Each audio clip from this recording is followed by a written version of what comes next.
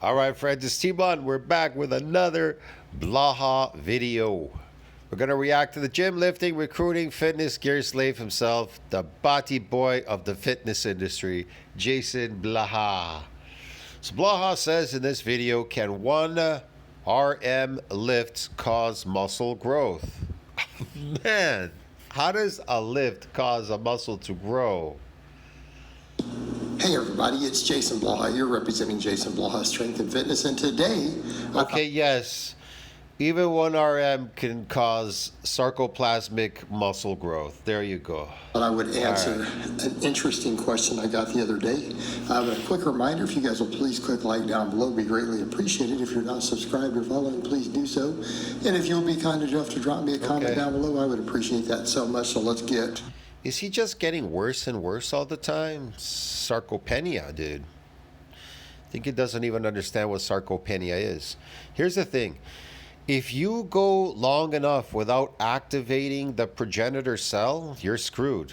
I'll explain how this works, okay, in the natural world. Here's what's wrong. Everything what is wrong with lifting weights, like what you people are doing, adapted. All right. Number one, it definitely is accelerated aging. You're crashing your testosterone doing this, lifting all the time consistently what Blaha's doing. That's number one, crashing testosterone. Your hormones are crashed. You're accelerated aging. You're spiking cortisol constantly. So this is a bad thing. Now, the reason why I'll explain this and prove it. The reason why eccentric exercise is so much better is because it's regenerative and it can't happen all the time. See, you can't damage muscles all the time going to a gym lifting. And let's say you did get this muscle damage, you lifted, you got some damage, you wouldn't want to come back to the gym for a long time. Why is that? Because it's got to go through a repair and then a remodeling. You're going to be hurting for days. Okay. In the natural world, what usually happens to animals that run really quick? They can run for a distance really fast, but then they have to stop and relax for quite a long time. This happens to numerous animals, tigers, lions, whatever.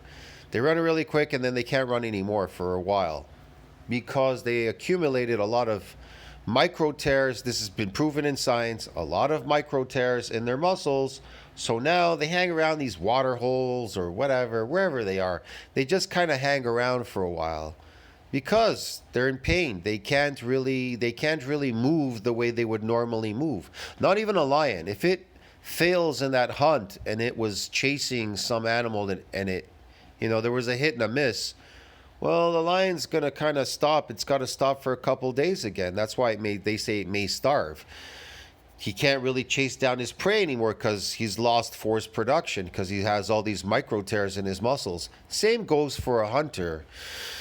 A human hunter, if they hunt, they don't hunt every single day. They hunt periodically. That's why it says periodic in NCBI. It says satellite cell, use it or lose it. They tell you lifting periodically. Why is that? Because they're talking about the muscle damage part where you get new cells, muscles, they're damaged, whatever. Okay. Goes through repairing and remodeling, whatever. But Blaha, he's not doing any of that. And the longer you don't do that, you don't get these muscle damage bouts every so often, like you would get them naturally in nature, chasing an animal, throwing a spear, and then jabbing the spear in there and killing the animal and then tearing the animal apart. Doing movements that you're unaccustomed to gets this damage to come back. That's why science says unaccustomed exercise, unfamiliar forms, untrained muscles get this damage. That we definitely know. Yes. You can keep getting this damage lifting eccentrically, of course, you can do that, but it can only happen once, again, periodically, because it has to go through repair and remodeling. But here's the thing.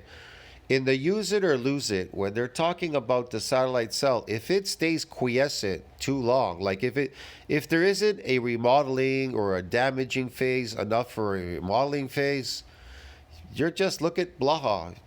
you're gonna become, you could become sarcopenic like Blaha. See, that's what they're talking about, really. So human beings are meant to get this damage periodically, every so often. Science was talk about it. They always say, once a year, these people, they would do these hikes, and then they would get damage in their legs, and then it would last a few days. Boom, they went through a regenerative bout. You know, if they didn't do this, or they weren't accustomed to going down this mountain or whatever, or something they did, or whatever, using their upper body, maybe swimming, I don't know. You went swimming, you didn't go swimming all year, it's seasonal. You went swimming in the summer, you got a bout of this damage, and then, maybe a few more times you got it to come back. So it's regenerative. You need that regeneration, and the more you go without it, the worse you become. Yeah, I'm not joking. Over to the topic. Someone had asked me, Jason, do one rep maxes contribute to muscle growth? It's an interesting question. Do one rep maxes contribute to muscle growth? Do you see factory workers getting massively huge and big, lifting shit all day long in a factory, 6, 7, 8 hours a day? No. Why? Because they're adapted. I will see people who say, no, not at all. See other people say, yeah, they absolutely do. And here's the thing that we have to observe.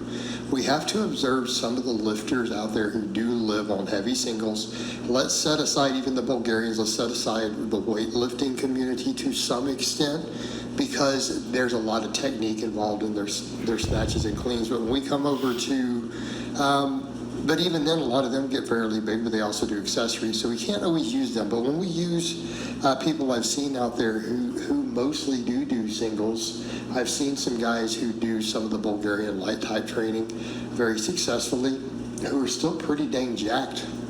Okay, so we need to be clear, they are pretty dang jacked. The Bulgarian, whatever, they're pretty dang jacked. Jacked what exactly? What are you talking about? What jacked? Look at Blaha from this angle. Look at the way he looks. Take a very good look at him. Look at him. Jesus. It's terrible. There's real world observation. Look at him. It's terrible. Sarcopenic. That, and I'm going to go in a minute into the concept of effective reps. I am going to say that obviously, I'm going to say yes, they do contribute to hypertrophy, but they're not super efficient, right? How do they contribute to hypertrophy, and what type? What kind?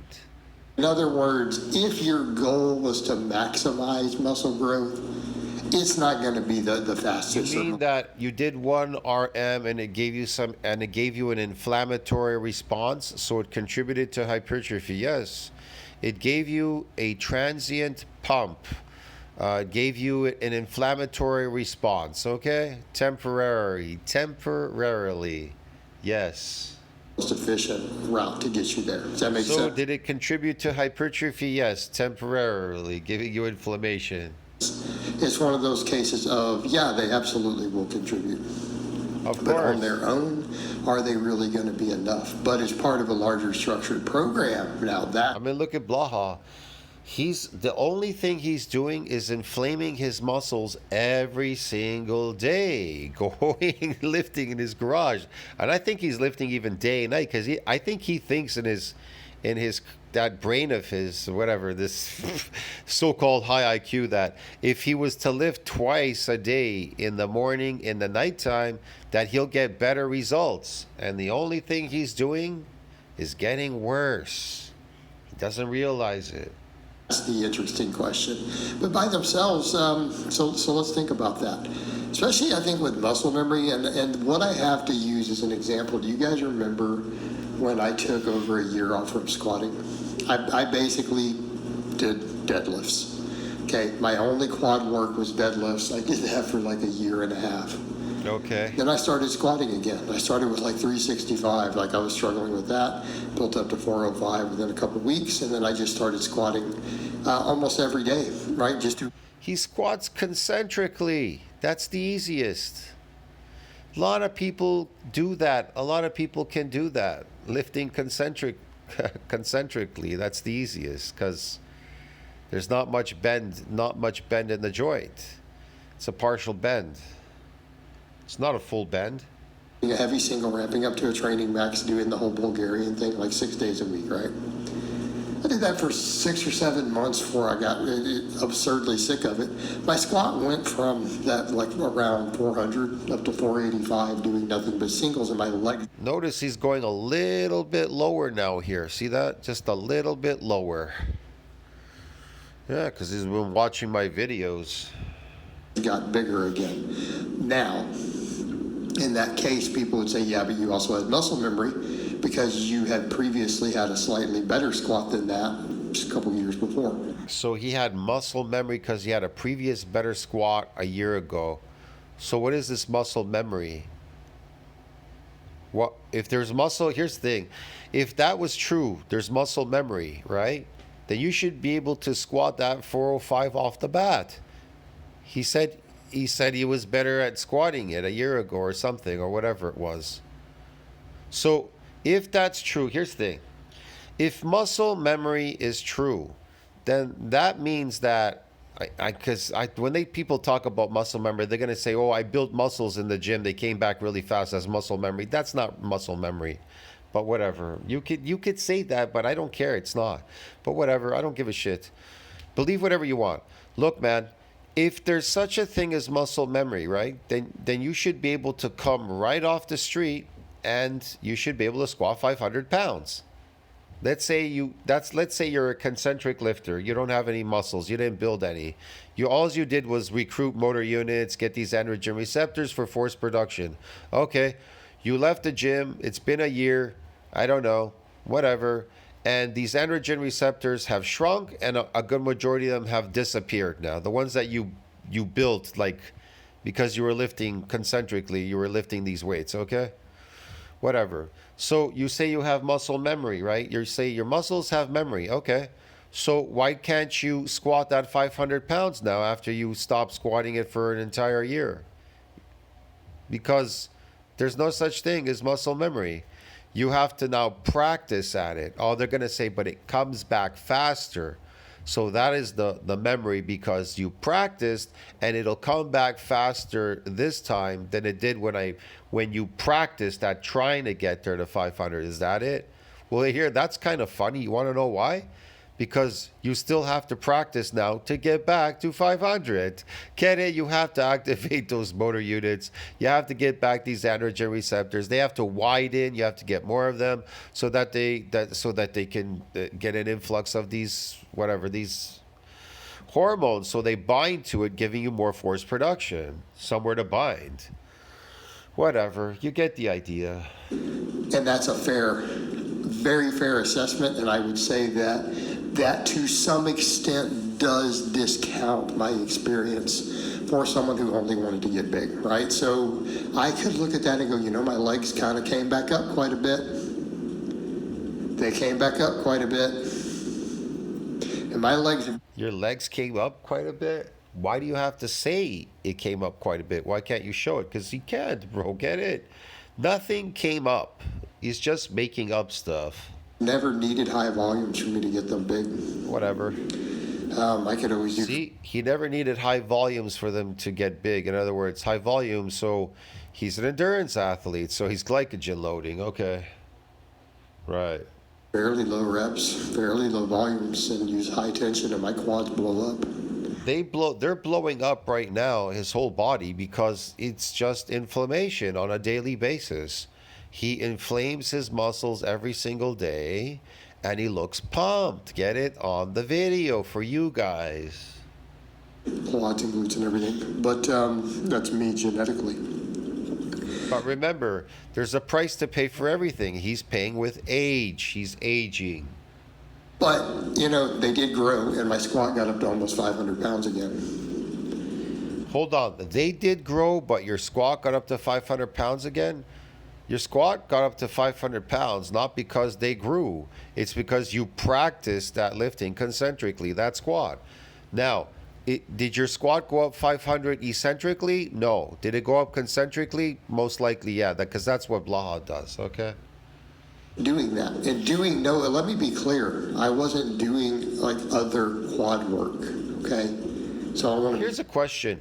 Let's say you could squat 500 concentrically, but let's say but can you squat 500 eccentrically? Which one do you think is more impressive, more strong? Which one do you think you need to be really strong at doing? 500 pounds eccentrically or 500 pounds concentrically? Yeah. You know, you're going to have a big wake up call. You may be able to squat 500 pounds concentrically, but you're not going to squat that 500 eccentrically, believe it or not. Oh, yeah. Clear on that. I was just squatting singles. Man. I think I explained this before too.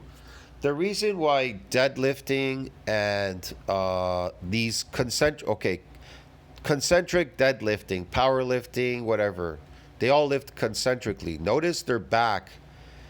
They lean forward with the bar when they squat eccentrically. It's a springing action, so they move forward with their back. Their back isn't parallel. It isn't straight. It's horizontal. It's kind of like it's on an angle. I don't know, maybe 90, 80 degree angle or something like that. Whatever, 70, 80, something like that. Whatever. It's bad. It's a bad angle. Okay, that's where all the injuries happen in the spine, because the weight's on your shoulders and you're moving forward with the weight. You're not staying straight going up and down. That's why those squat bars, those circle squat bars where the handles are on the sides, those are much better for squatting. Why? Because you can keep your back parallel. You can keep it straight. But if you notice in squatting, you're hunched forward pulling up a weight. That's why people injure their spine. See what I mean? That's where the injuries happen. Why do you think they always, if you go to a factory or a company, they always state that you should be lifting with your legs. And if you're picking up a box, you need to keep your body straight, not bent forward, lifting up a box. You're not supposed to be using your back. You're supposed to be using your legs in the exercise. See what I mean? But here's the thing. In bodybuilding, we strengthen our back because we do repetition work for our back to get it to become bigger and stronger. So we're not just doing these static holds like the deadlift. Our back is forward and we're lifting a weight, you know. You get the idea, whatever, man. Anyways, that's where all the injuries happen, okay? When your back is bent, okay? It's not straight. I've known other people with similar stuff. So what I'm going to say, though, and I've known of powerlifters. Look, this exercise could be dangerous, too, using a lot of weight. Why? Because the rotary cuff, it's a small muscle group. You definitely want to get it to build bigger and stronger first before you start just going for the heaviest weight, the heaviest weight. I told you that these androgen receptors, this force production, motor unit, recruitment, whatever, can fool you. It can give you a lot of power to lift a weight, but yet on a weak body, and that's where all the injuries happen, because none of you have conquered the body. You conquered the weights, but nobody has conquered the body to make it bigger and stronger, so it's resilient from what? Getting damaged, getting injured. Yeah. So what's one powerful thing about eccentric exercise? Well, it makes you bigger and stronger, so it protects you. Get it? That's the whole point, from getting what? From becoming a cripple. I always heard stories. I remember Jamie Lewis and other people throwing around stories like that. Certain guys who were supposedly documented to just do the big three real heavy, minor amounts of supplemental work, who were real strong and real jacked still back in the day, even powerlifting. So there is certainly some truth to it, right? Whatever. Boobs did kind of something like that. There's certainly truth to it. Here's what I'm going to say. I think as part of a larger program, though, it can absolutely add quality hypertrophy. Meaning, like even kind of look at what I've been messing with a little bit lately, coming back up during my cut of just, some of this video will be up later because... He's been cutting for the last couple of years. Because I'm going to do a couple versions of it. But I've done stuff where heavy singles and then sled work. Now that works. You know, I enjoyed those videos where he used to eat at the table. He would eat those yogurts and weird foods. Yeah. I like to see him. I like to see what he eats to build this body exactly, why it looks the way it does. Why?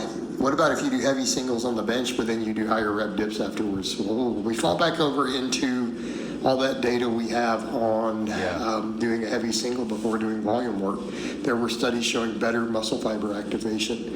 And I've always said doing a training max, a heavy single before tens, is an absolutely, truly effective way to get big and strong. That must be a must. So I think that this does carry over in that case, meaning it does produce more efficient work. Right, it will get you better hypertrophy from that stuff, but a person could literally just max on their big three and do their other lifts afterwards, some other stuff, and they'll get pretty dang big, and I think that can be very efficient. Okay, but people will say, but is it contributing? But isn't it contributing as part of the overall load? Especially if you're ramping up to a max, like let's say, you're getting a couple reps at 90% or higher as you're ramping up towards it. Well, those are effective reps, because if we're going to argue about effective rep theory, and then we come over and say some of these studies show as little as 3 sets per workout taken close to failure can cause really good muscle growth. People argue sometimes if it's nearly maximum. Well, are we not hitting those same muscle fibers? If you're doing a weight above 90% per any reps, just one, are we not right there at the same threshold of muscle failure in terms of mechanical tension on all those fibers? We know that we are. I don't know. Are you? Is that going to contribute to muscle growth? Yes. Is it going to be enough to stimulate a large amount? How does he know this exactly? What's it based on? Is this based on his experience? I don't know about that. At least off muscle memory it was for me and my legs. What's he yammering about? What muscle memory? It definitely was in that case. But it was also muscle memory. But I will say in the He's just making that shit up, man. It's called practice. That's what it's called. It's called practice. Muscle memory, my ass.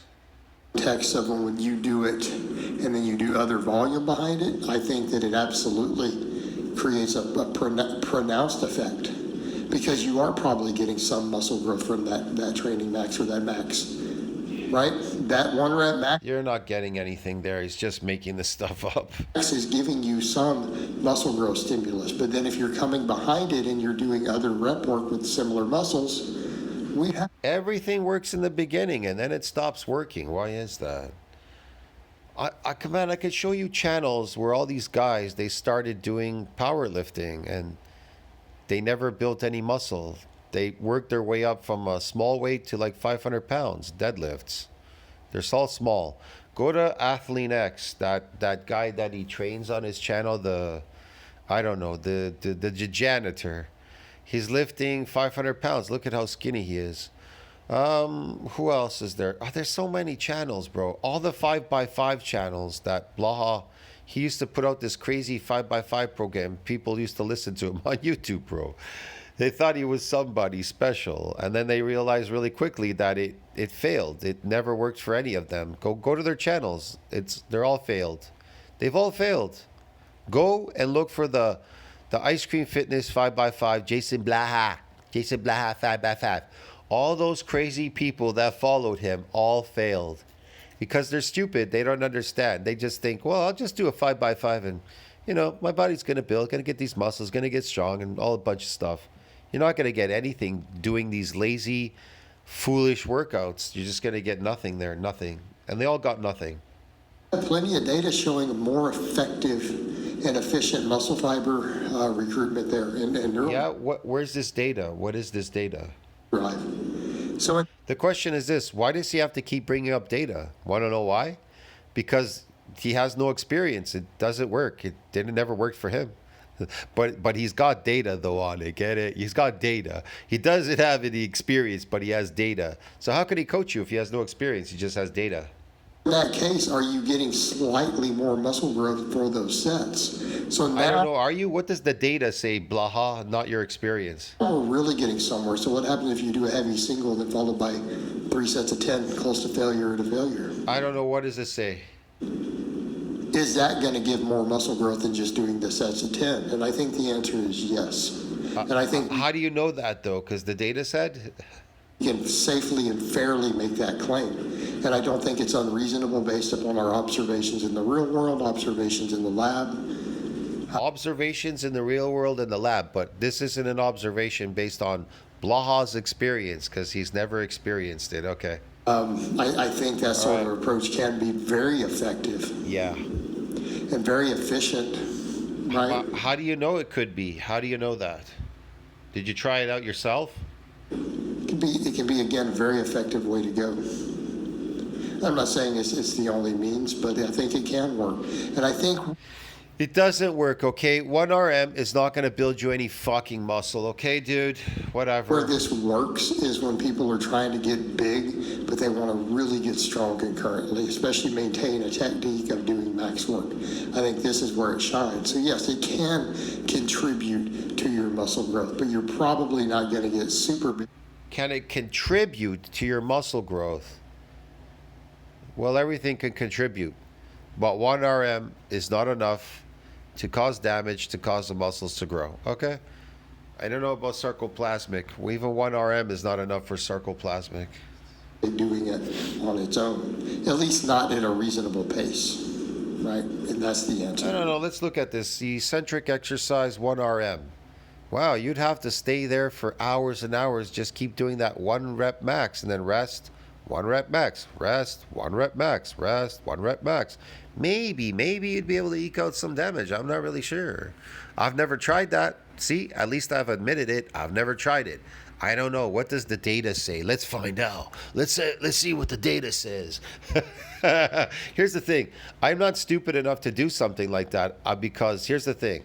Yeah, it probably could. If you did 1,000 1RMs, you probably could. Yes, I would say yes. Okay, let's put it this way. Yes, you could get muscle damage and you could get a growth stimulus. Okay, by damaging it, doing let's say 1,000 1RMs. Yeah. Okay, there you go. See, do I have to do it? Not necessarily. Will it work? Yeah, it will. Eccentric, because eccentric is where the damage happens. Okay. The new $50. See how foolish that is? Blaha's foolish, man. But whatever. I think I saw that what was that guy? I can't remember his name. Jack LaLanne or something. He goes, watch me lift 1,000 pounds. So he moved these logs from like one bucket or one box to another box. And he goes, look, see, I lift 1,000 pounds. He did. He lifted incrementally, these things incrementally, which weighed 1,000 pounds, but he moved them incrementally. See you in the next one. Ciao, friends.